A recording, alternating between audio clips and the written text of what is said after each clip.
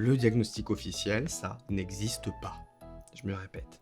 À part pour le Covid en période de restriction sanitaire, on ne vous donnera jamais un papier sur lequel il y a écrit diagnostic officiel, blablabla. Et puis ça m'énerve parce que cette espèce de croyance fantasmagorique d'une telle officialité, d'une telle qualité d'un certain type de diagnostic, et ben sa seule fonction, c'est de reproduire les inégalités sociales. Parce que pour être officiellement diagnostiqué, suffit pas juste d'être officiellement malade. Souvent, il faut aussi attendre 18 mois pour avoir un rendez-vous au centre de ressources autisme ou en centre de neuropsychologie ou je sais pas quoi. Et puis pour pouvoir aller dans ces centres-là, faut avoir un papier d'un médecin traitant qui est là, qui est disponible, que vous avez le temps d'aller voir et qui a des rendez-vous. Ça veut dire que vous êtes déjà pas dans un désert médical. Et puis que le médecin que vous êtes allé voir, vous avez fait 1h30 de route parce qu'il y a personne autour de chez vous, il accepte de remplir le papier.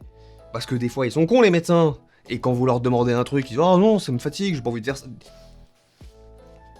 Le médecin, il faut qu'il vous croie. Vous, il faut que vous puissiez écrire des mails, sans faute, sinon on vous répond pas. Je l'ai vraiment déjà entendu. Avoir les capacités cognitives de remplir des questionnaires qui demandent parfois des heures. Ne pas dissocier au moment où on vous demande d'expliquer vos symptômes, et les expliquer de la bonne façon, pour que l'autre y comprenne. L'autre qui n'a jamais vécu ces trucs-là, il faut qu'il comprenne ce que vous vivez. C'est important.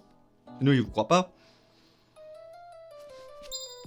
Il faut utiliser les bons mots, avec le bon ton, pas trop en colère, et puis pas trop passif non plus, parce que sinon, puis faut pas être froid non plus, et puis faut pas donner l'impression que vous en connaissez trop sur votre maladie. Et imaginez que vous commencez à donner tous les symptômes qui sont pile sur le manuel. Bah comment ça se fait que vous les connaissez par cœur? Ça se trouve vous les avez appris. Bon, faut être un homme, vaut mieux être cis, ou que ça se voit pas que vous l'êtes pas. Faut pas être racisé, syndrome méditerranéen. Et surtout, il faut avoir aucun diagnostic qui soit psychiatrique, parce que sinon c'est dans votre tête. Et puis il faut avoir le temps de faire tout ça. Vous avez déjà bossé à 35-40 heures. Vous avez le temps de faire 50 000 rendez-vous chez le médecin. Enfin, vous imaginez, c'est quoi? C'est 8 ans pour faire un diagnostic? Le temps, l'énergie, les ressources. Enfin, je veux dire, pour le trouble de l'attention et l'autisme, je vois des centres qui font payer 400 à 600 balles pour vous faire passer des tests de QI.